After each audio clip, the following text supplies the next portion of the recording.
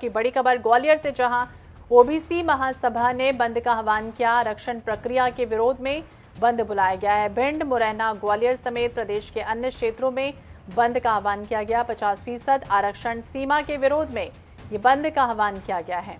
तो ग्वालियर से बड़ी खबर आपको बता दें, 50% आरक्षण सीमा जिस तरह से मिली है उससे लेकर विरोध प्रदर्शन किया जा रहा है। ओबीसी महासभा ने बंद का आह्वान किया है। प्रदेश के अन्य क्षेत्रों में इस बंद का आह्वान किया गया। आरक्षण प्रक्रिया के विरोध में बंद बुलाया गया है। ग्वालियर से बड़ी खबर आपको बता दें, जहां भिंड, मुरैना, ग्वालियर समेत प्रदेश के अन्य क्षेत्रों में इस बंद का आह्वान किया गया है।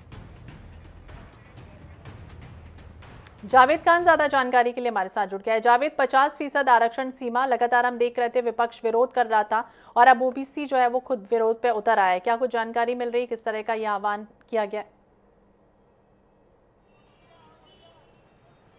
जी बिल्कुल, ओबीसी महासभा ने जब जो आरक्षण की बात हुई थी तो 50% आरक्षण की मांग की जा रही थी।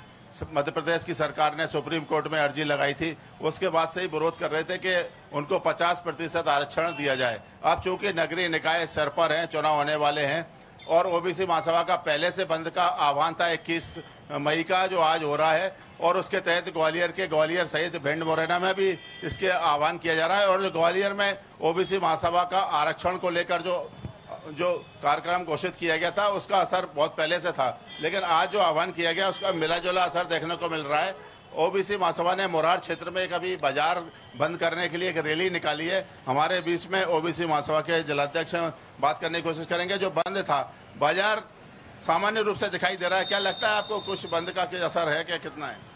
बिल्कुल, हमारा जो बंद का कॉल था मुरार क्षेत्र का, वो लगभग 11 बजे से शुरू था। हम लोग एकत्रित हो चुके हैं और लगभग आधे प्रतिष्ठान आप देख रहे होंगे, लगभग आधा शटर है या बंद है।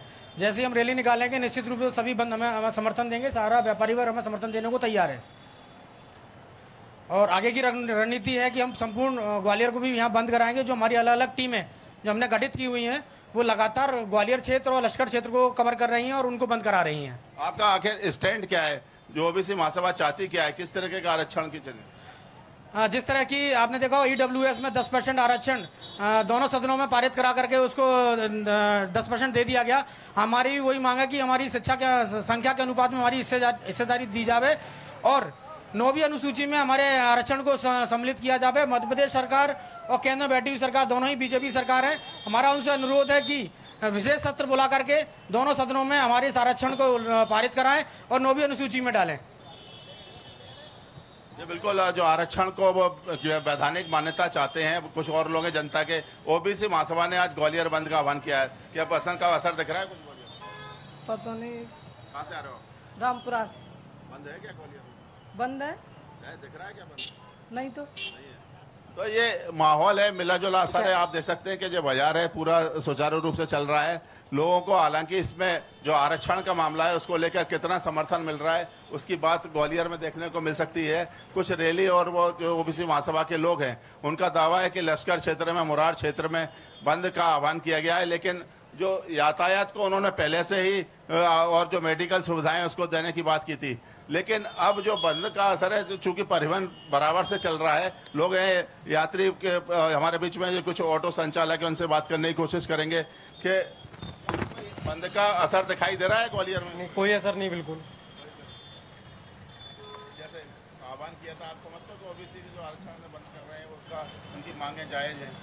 अभी पता नहीं इसके बारे में। तो ये बंद के बारे में बहुत से लोगों को अभी तक कुछ जानकारी नहीं है कि आखिर किस लिए हुआ है। कि अगर कोई राजनीतिक दल का बंद होता है तो उस पर जरूर लोग प्रतिक्रिया देते हैं, लेकिन ओबीसी महासभा का जो बंद है उसको लेकर लोगों में अभी भ्रांति है और वो इसके मुद्दे को समझ भी नहीं पा रहे हैं। हमारे बीच में जो जिलाध्यक्ष है मौजूद, उनसे जानने की कोशिश करेंगे कि आखिर आप अपने बात को क्या समझा नहीं पा रहे जनता को?